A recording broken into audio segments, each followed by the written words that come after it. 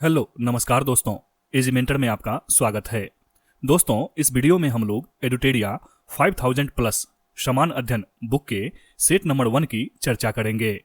यह वीडियो आपके आने वाले हर उस एग्जाम के लिए काफ़ी हेल्पफुल होगा जिस एग्जाम में जीके जीएस के प्रश्न पूछे जाते हैं। तो दोस्तों, आप लोग पूरा वीडियो बहुत ध्यान से देखिएगा और वीडियो के लास्ट में हम लोग सभी प्रश्नों का क्विक रिवीजन भी करेंगे ताकि सारे प्रश्न आपको लंबे समय तक याद रहे। इस सेट का पीडीएफ फाइल आप टेलीग्राम ग्रुप से डाउनलोड कर सकते हैं। टेलीग्राम ग्रुप का लिंक वीडियो के डिस्क्रिप्शन में दिया हुआ है। वीडियो शुरू करने से पहले दोस्तों, यदि अभी तक आपने चैनल सब्सक्राइब नहीं किया है तो चैनल को सब्सक्राइब जरूर कर लीजिए और वीडियो यदि पसंद आए, अच्छा लगे तो वीडियो को लाइक और शेयर जरूर कीजिएगा। चलिए दोस्तों, शुरू करते हैं। देखिए दोस्तों, पहला प्रश्न है, भारत के साथ व्यापार करने का चार्टर महारानी एलिजाबेथ द्वारा कब दिया गया था? आंसर हो जाएगा ऑप्शन नंबर बी, 31 दिसंबर 1600 को। भारत के साथ व्यापार करने का चार्टर महारानी एलिजाबेथ द्वारा कब दिया गया था? 31 दिसंबर 1600 को। अगला प्रश्न है, भारतीय राष्ट्रीय आंदोलन के प्रारंभ से ही उग्र राष्ट्रवादियों का भी वर्ग था।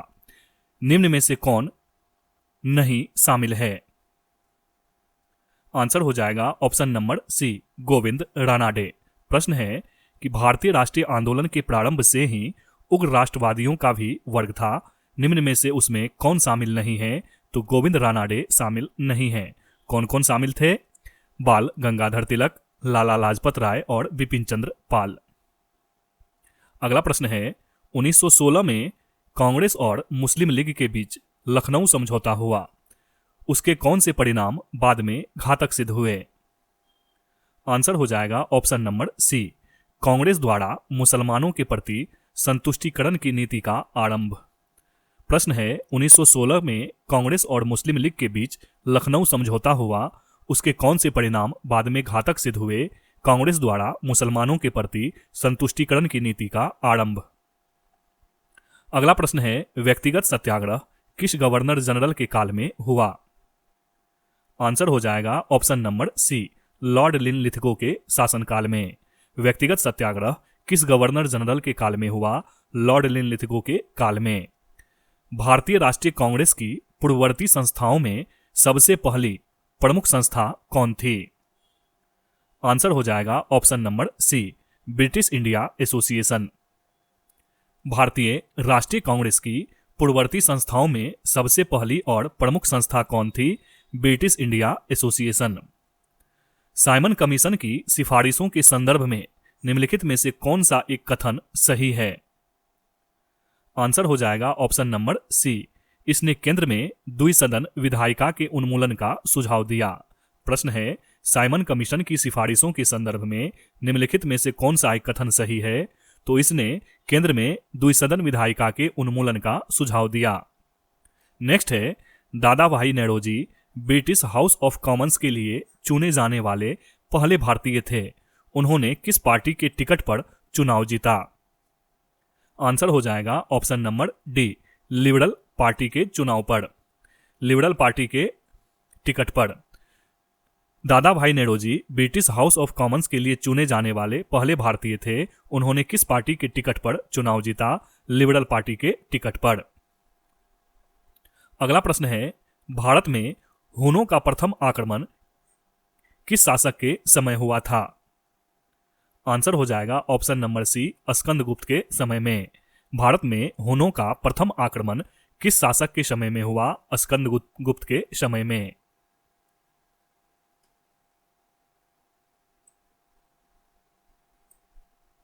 अगला प्रश्न है दोस्तों, ऐहोल अभिलेख किस शासक से संबंधित है? आंसर हो जाएगा ऑप्शन नंबर सी, पुलकेशिन द्वितीय से।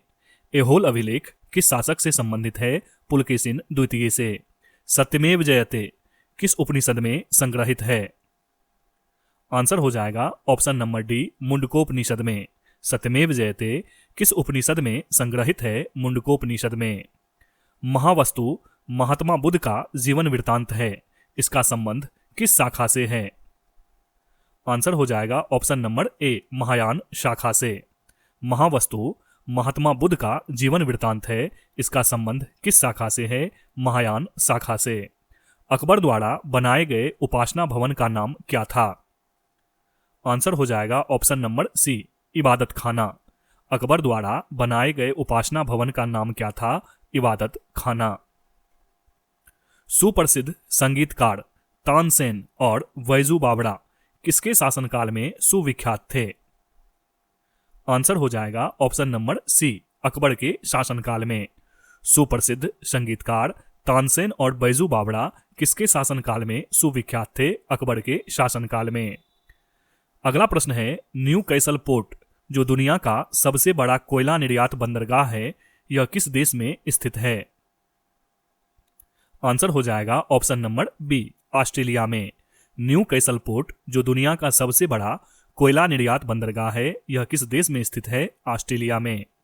देशांतर रेखाओं के संबंध में कौन सही है? आंसर हो जाएगा ऑप्शन नंबर डी, देशांतर के मध्य सर्वाधिक दूरी विषुवत रेखा पर होती है।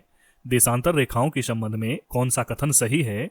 देशांतर के मध्य सर्वाधिक दूरी विषुवत रेखा पर होती है। अगला प्रश्न है, उत्तर से शुरू कर दक्षिण की ओर नीचे दी गई पहाड़ियों का सही अनुक्रम कौन सा है? आंसर हो जाएगा ऑप्शन नंबर सी, नल्ला मलाई पहाड़ियां, जवादी पहाड़ियां, नीलगिरी पहाड़ियां और अन्नालाई पहाड़ियां। प्रश्न है, उत्तर से शुरू कर दक्षिण की ओर नीचे दी गई पहाड़ियों का सही अनुक्रम कौन सा है? तो सही अनुक्रम है ऑप्शन नंबर सी में नल्ला मलाई पहाड़ियां, जवादी पहाड़ियां, नीलगिरी पहाड़ियां और अन्नामलाई पहाड़ियां। अगला प्रश्न है, निम्नलिखित में से कौन सी नदी अपने मार्ग बदलने के लिए प्रख्यात है? आंसर हो जाएगा ऑप्शन नंबर बी, कोसी नदी। निम्नलिखित में से कौन सी नदी अपने मार्ग बदलने के लिए प्रख्यात है? कोसी नदी।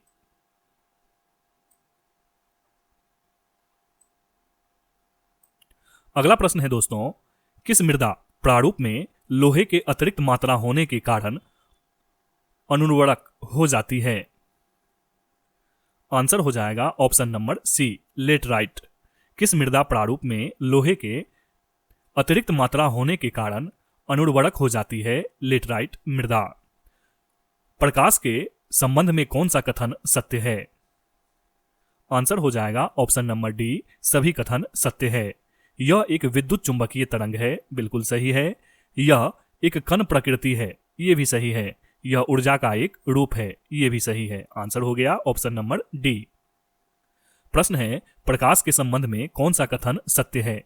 तो तीनों कथन सत्य है। आंसर हो गया ऑप्शन नंबर डी, यह एक विद्युत चुंबकीय तरंग है, यह एक कण प्रकृति है और यह ऊर्जा का एक रूप है। अगला प्रश्न है, बायोगैस संयंत्र में निम्नलिखित में से कौन सी प्रक्रिया होती है? आंसर हो जाएगा ऑप्शन नंबर ए, किण्वन प्रक्रिया। बायोगैस संयंत्र में निम्नलिखित में से कौन सी प्रक्रिया होती है? किण्वन प्रक्रिया। एक वर्ग में ऊपर से नीचे की ओर आने पर परमाणु के आकार क्या होते हैं? आंसर हो जाएगा ऑप्शन नंबर ए, बढ़ते हैं। एक वर्ग में ऊपर से नीचे की ओर आने पर परमाणु का आकार क्या होता है? बढ़ता है। अगला प्रश्न है, वायुमंडल में प्रकाश की विसरण का क्या कारण है? आंसर हो जाएगा ऑप्शन नंबर बी, धूलकण। वायुमंडल में प्रकाश के विसरण का कारण क्या है? धूलकण। किसी भी यौगिकों का ऑक्सीकरण संख्या क्या होता है? आंसर हो जाएगा ऑप्शन नंबर डी, 0। किसी भी यौगिकों का ऑक्सीकरण संख्या क्या होता है? 0। सर्प विषरोधी सुई किस तत्व का एक यौगिक है? आंसर हो जाएगा ऑप्शन नंबर ए, स्वर्ण यौगिक है। सर्प विषरोधी सुई किस तत्व का एक यौगिक है? स्वर्ण यौगिक है। दाब का विमीय सूत्र क्या है? आंसर हो जाएगा option number B, Ml-1 T-2। दाब का विमीय सूत्र क्या है? Ml-1 T-2। जैव सेल क्या होता है? आंसर हो जाएगा ऑप्शन नंबर ए, कोयला। जैव सेल क्या होता है? कोयला। याददाश्त का संबंध मस्तिष्क के निम्न में से किस भाग से है? आंसर हो जाएगा ऑप्शन नंबर डी, सेरेब्रम से। याददाश्त का संबंध मस्तिष्क के निम्न में से किस भाग से है? सेरेब्रम से। एक जीवाश्म पक्षी का नाम बताएं जो एक पक्षी की तरह दिखता है लेकिन सरीसृप के जैसी अन्य विशेषताएं होती हैं? आंसर हो जाएगा ऑप्शन नंबर बी, आर्कियोपटेरिक्स की। एक जीवाश्म पक्षी का नाम बताएं जो एक पक्षी की तरह तो दिखता है लेकिन सरीसृप के जैसी उनकी अन्य विशेषताएं होती हैं। कौन सी हैं? आर्कियोपटेरिक्स। नेक्स्ट है, मानव शरीर में सर्वाधिक मात्रा में पाया जाने वाला तत्व कौन सा है? आंसर हो जाएगा ऑप्शन नंबर बी, O2। मानव शरीर में सर्वाधिक मात्रा में पाया जाने वाला तत्व है O2। परिपथ के किन्हीं दो बिंदुओं के बीच विभवांतर मापने के लिए किसका प्रयोग किया जाता है? आंसर हो जाएगा ऑप्शन नंबर बी, वोल्टमीटर का। परिपथ के किन्हीं दो बिंदुओं के बीच विभवांतर मापने के लिए किसका प्रयोग किया जाता है? वोल्टमीटर का।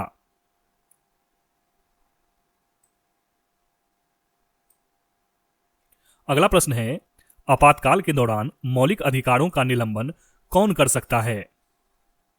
आंसर हो जाएगा ऑप्शन नंबर सी, भारत के राष्ट्रपति।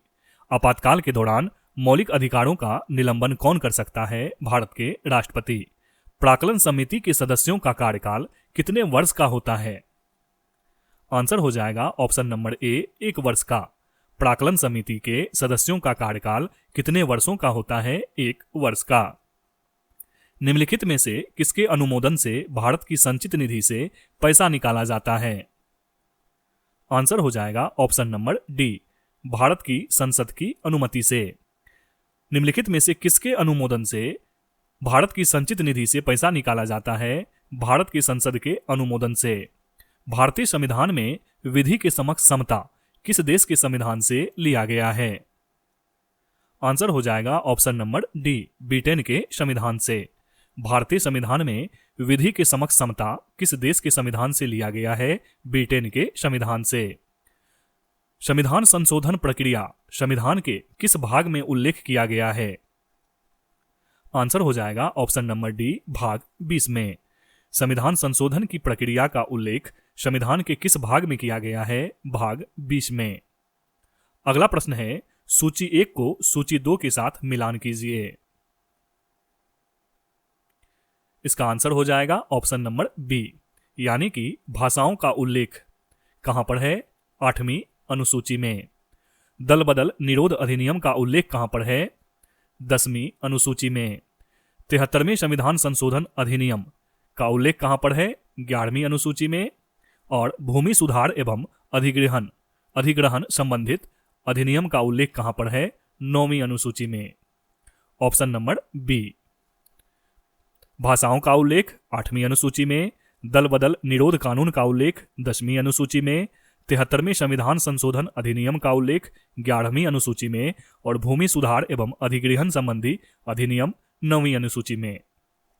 अगला प्रश्न है, 1833 के चार्टर अधिनियम के अंतर्गत प्रथम विधि आयोग का गठन किसकी अध्यक्षता में किया गया? आंसर हो जाएगा option number B, Lord Macaulay की अध्यक्षता में। 1833 के चार्टर अधिनियम के अंतर्गत प्रथम विधि आयोग का गठन किसकी अध्यक्षता में किया गया? लॉर्ड मैकाले की अध्यक्षता में। निम्नलिखित में से कौन सी औषधि या क्रांति प्याज और झींगा उत्पादन से संबंधित है? आंसर हो जाएगा ऑप्शन नंबर सी, गुलाबी क्रांति। निम्न में से कौन सी औषधि या क्रांति प्याज और झींगा उत्पादन से संबंधित है? गुलाबी क्रांति। अगला प्रश्न है, निम्नलिखित में से किन 2 संस्थानों को ब्रेटन वुड्स जुड़वां के नाम से जाना जाता है? आंसर हो जाएगा ऑप्शन नंबर सी, IMF और विश्व बैंक को। निम्नलिखित में से किन 2 संस्थानों को ब्रेटन वुड्स जुड़वां के नाम से जाना जाता है? IMF और विश्व बैंक को।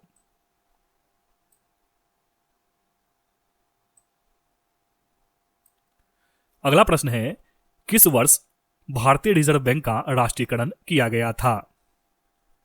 आंसर हो जाएगा ऑप्शन नंबर बी, 1949 में। किस वर्ष भारतीय रिजर्व बैंक का राष्ट्रीयकरण किया गया था? 1949 में। हिंदू राष्ट्र का विचार मूलतः किसका है? आंसर हो जाएगा option number A, VD Savarkar का। हिंदू राष्ट्र का विचार मूलतः किसका है? VD सावरकर का। भारत में आयकर क्या है? आंसर हो जाएगा ऑप्शन नंबर बी, प्रत्यक्ष और प्रगतिशील कर है। भारत में आयकर क्या है? आयकर प्रत्यक्ष और प्रगतिशील है। कुचिपुड़ी किस राज्य का प्रसिद्ध लोक नृत्य है? आंसर हो जाएगा option number D, Andhra Pradesh का। कुचिपुड़ी किस राज्य का लोक नृत्य है? आंध्र प्रदेश का। हिमानी उत्तम पर्व का संबंध किस खेल से है? आंसर हो जाएगा ऑप्शन नंबर बी, मल्लखंब से। हिमानी उत्तम पर्व का संबंध किस खेल से है? मल्लखंब से। निपख आंदोलन के प्रणेता कौन थे? आंसर हो जाएगा ऑप्शन नंबर सी, दादू दयाल। निपख आंदोलन के प्रणेता कौन थे? दादू दयाल। द्रकमा सिक्का किसने चलाया था? आंसर हो जाएगा ऑप्शन नंबर ए, ग्रीकों ने। द्रकमा सिक्का किसने चलाया? ग्रीक ने। बाढ़ के दौरान हर वर्ष नए एलुवियम का जमाव जो मिट्टी की उर्वरता को बढ़ाता है क्या कहलाता है? आंसर हो जाएगा ऑप्शन नंबर ए, खादर। बाढ़ के दौरान हर वर्ष नए एलुवियम का जमाव जो मिट्टी की उर्वरता को बढ़ाता है क्या कहलाता है? खादर। वह समुद्री सीमा जहां तापमान तेजी से कम होता है क्या कहलाता है? Option number C, thermocline. वह समुद्री सीमा जहां तापमान तेजी से कम होता है क्या कहलाता है? थर्मोक्लाइन। अगला प्रश्न है, बेसल मापदंड संबंधित है। आंसर हो जाएगा ऑप्शन नंबर ए, बैंकिंग क्षेत्र से। बेसल मापदंड किस क्षेत्र से संबंधित है? बैंकिंग क्षेत्र से। इस सेट का लास्ट क्वेश्चन है, इंग्लिश में पहली बार औद्योगिक क्रांति शब्द का प्रयोग किसने किया? आंसर हो जाएगा ऑप्शन नंबर डी, अर्नाल्ड टायम्बी ने। इंग्लिश में पहली बार औद्योगिक क्रांति शब्द का प्रयोग किसने किया? अर्नाल्ड टायम्बी ने। तो 50 प्रश्नों का पहला सेट यहां समाप्त हुआ दोस्तों। अब हम लोग इंपॉर्टेंट पॉइंट्स देखेंगे और इसके बाद शुरू से अंत तक एकदम फास्ट में रिवीजन भी करेंगे। ठीक है दोस्तों, चलिए देखते हैं स्मरणीय तथ्य में क्या सब पॉइंट दिया हुआ है।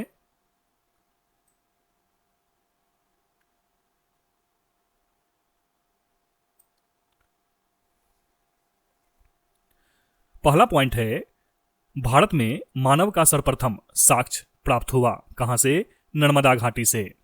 भारत में मानव का सर्वप्रथम साक्ष्य प्राप्त हुआ है नर्मदा घाटी से। सर्वप्रथम प्राचीनतम अस्थायी जीवन के प्रमाण कहां से मिले हैं? मेहरगढ़ से। सर्वप्रथम प्राचीनतम अस्थायी जीवन के प्रमाण कहां से मिले हैं? मेहरगढ़ से।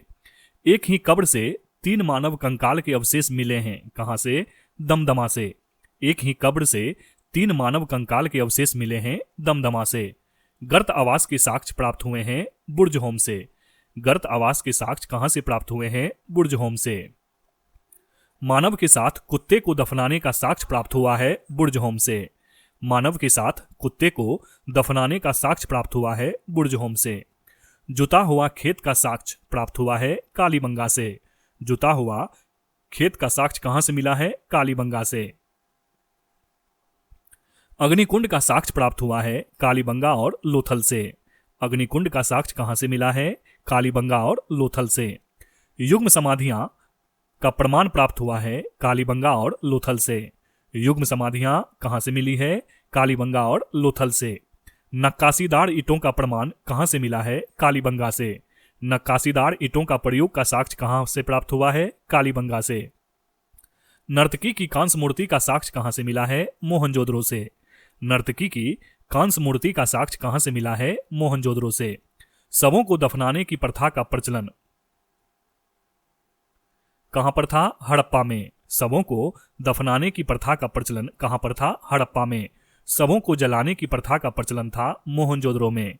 शवों को जलाने की प्रथा का प्रचलन कहां पर था? मोहनजोदड़ो में। और दफनाने का हड़प्पा में। 3 मुख वाले देवता की मूर्ति प्राप्त हुई है मोहनजोदड़ो से। 3 मुख वाले देवता की मूर्ति कहां से प्राप्त हुई है? मोहनजोदड़ो से।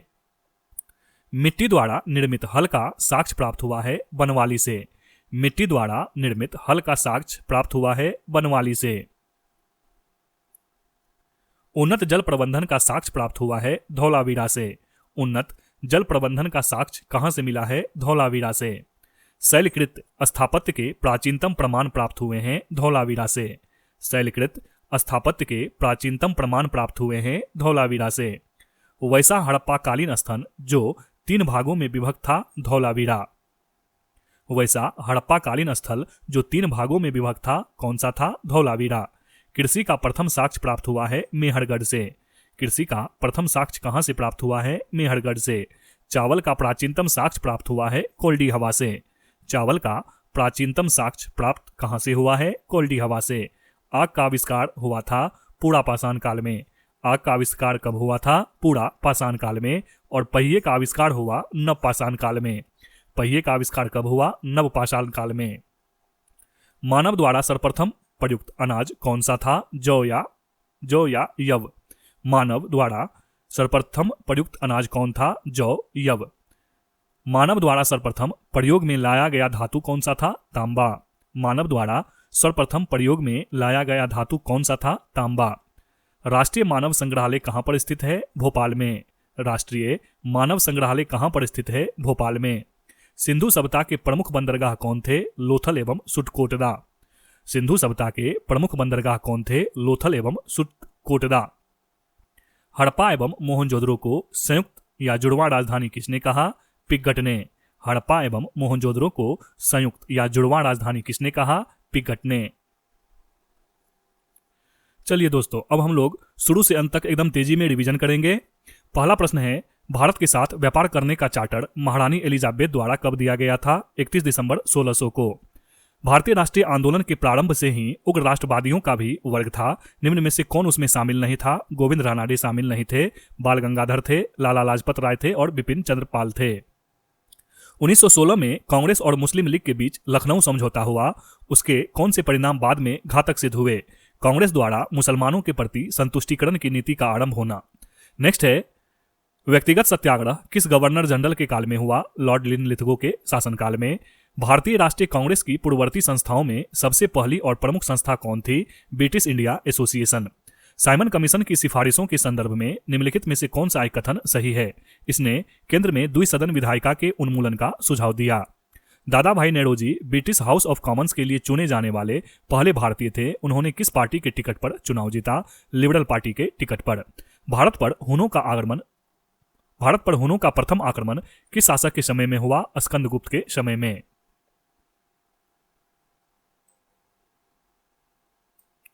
अगला प्रश्न है, एहोल अभिलेख किस शासक से संबंधित है? पुलकेशिन द्वितीय से। सत्यमेव जयते किस उपनिषद में संग्रहित है? मुंडकोपनिषद में। महावस्तु महात्मा बुद्ध का जीवन वृत्तांत है। इसका संबंध किस शाखा से है? महायान शाखा से। अकबर द्वारा बनाए गए उपासना भवन का नाम क्या था? इबादत खाना। सुप्रसिद्ध संगीतकार तानसेन और बैजू बावड़ा किसके शासनकाल में विख्यात थे? अकबर के शासनकाल में।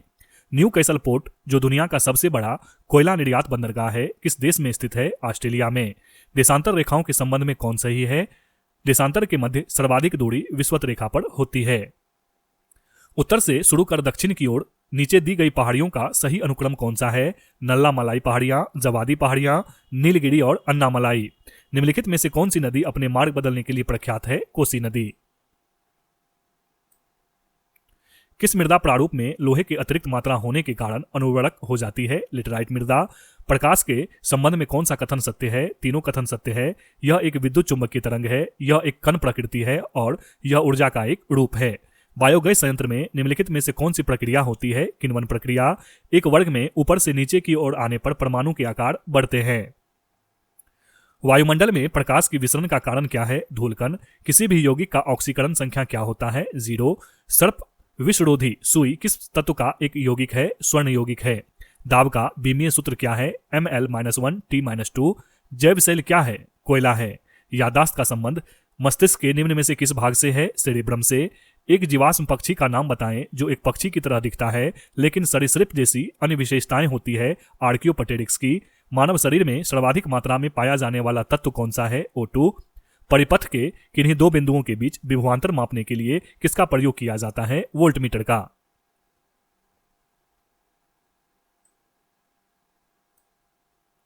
आपातकाल के दौरान मौलिक अधिकारों का निलंबन कौन कर सकता है? भारत के राष्ट्रपति। प्राक्कलन समिति के सदस्यों का कार्यकाल कितने वर्षों का होता है? 1 वर्ष का। निम्नलिखित में से किसके अनुमोदन से भारत की संचित निधि से पैसा निकाला जा सकता है? भारत की संसद की अनुमोदन से। भारत के संसद के अनुमोदन से। भारतीय संविधान में विधि के समक्ष समता किस देश के संविधान से लिया गया है? ब्रिटेन के संविधान से। भारतीय संविधान संशोधन प्रक्रिया संविधान के किस भाग में उल्लेख किया गया है? भाग 20 में। भाषाओं का उल्लेख है 8वीं अनुसूची में। दल बदल निरोध कानून का उल्लेख है 10वीं अनुसूची में। 73वें संविधान संशोधन का उल्लेख है 11वीं अनुसूची में और भूमि सुधार अधिनियम का उल्लेख है 9वीं अनुसूची में। 1833 के चार्टर अधिनियम के अंतर्गत प्रथम विधि आयोग का गठन किसकी अध्यक्षता में किया गया? लॉर्ड मैकाले की अध्यक्षता में। निम्नलिखित में से कौन सी औषधि या क्रांति प्याज और झींगा उत्पादन से संबंधित है? गुलाबी क्रांति। निम्नलिखित में से किन दो संस्थानों को ब्रेटन वुड्स जुड़वां के नाम से जाना जाता है? IMF और विश्व बैंक को।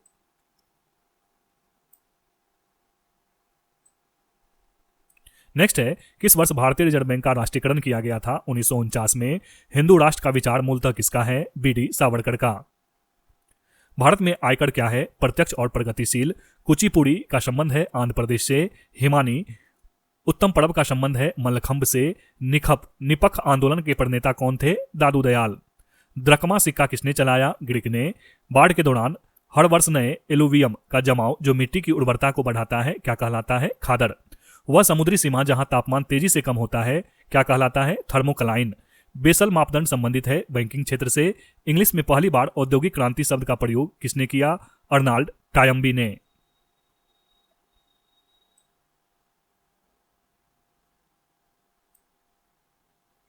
भारत में मानव का सर्वप्रथम साक्ष्य प्राप्त हुआ नर्मदा घाटी से। सर्वप्रथम प्राचीनतम अस्थायी जीवन के प्रमाण मिले हैं मेहरगढ़ से। एक ही कब्र से 3 मानव कंकाल के अवशेष मिले हैं दमदमा से। गर्त आवास के साक्ष्य प्राप्त हुए हैं बुर्जहोम से। मानव के साथ कुत्ते को दफनाने का साक्ष्य प्राप्त हुआ है बुर्जहोम से। जुता हुआ खेत का साक्ष्य प्राप्त हुआ है कालीबंगा से। अग्निकुंड का साक्ष्य प्राप्त हुआ है कालीबंगा और लोथल से। युग्म समाधियां मिली हैं कालीबंगा और लोथल से। नक्काशीदार ईंटों का प्रमाण मिला है कालीबंगा से। नर्तकी की कांस्य मूर्ति मिली है मोहनजोदड़ो से। शवों को दफनाने की प्रथा थी हड़प्पा में। जलाने की प्रथा थी मोहनजोदड़ो में। 3 मुख वाले देवता की मूर्ति प्राप्त हुई है मोहनजोदड़ो से। मिट्टी द्वारा निर्मित हल का साक्ष्य मिला है बनवाली से। उन्नत जल प्रबंधन का साक्ष्य मिला है धौलवीरा से। शैलकृत स्थापत्य के प्राचीनतम प्रमाण मिले हैं धौलवीरा से। वैसा हड़प्पाकालीन स्थल जो 3 भागों में विभक्त था धौलवीरा। कृषि का प्रथम साक्ष्य प्राप्त हुआ है मेहरगढ़ से। चावल का प्राचीनतम साक्ष्य प्राप्त हुआ है कोल्डी हवा से। आग का आविष्कार हुआ पुरापाषाण काल में। पहिए का हुआ नवपाषाण काल में। मानव द्वारा सर्वप्रथम प्रयुक्त अनाज कौन सा था? जौ यव। मानव द्वारा सर्वप्रथम प्रयोग में लाया गया धातु था तांबा। राष्ट्रीय मानव संग्रहालय स्थित है भोपाल में। सिंधु सभ्यता के प्रमुख बंदरगाह थे लोथल एवं सुरकोटदा। हड़प्पा एवं मोहनजोदड़ो को संयुक्त या जुड़वां राजधानी किसने कहा? पिकट ने। चलिए रिवीजन भी हो गया दोस्तों। तो इस वीडियो में बस इतना ही। मिलते हैं फिर नेक्स्ट वीडियो में अगले सेट के साथ। तब तक के लिए जय हिंद।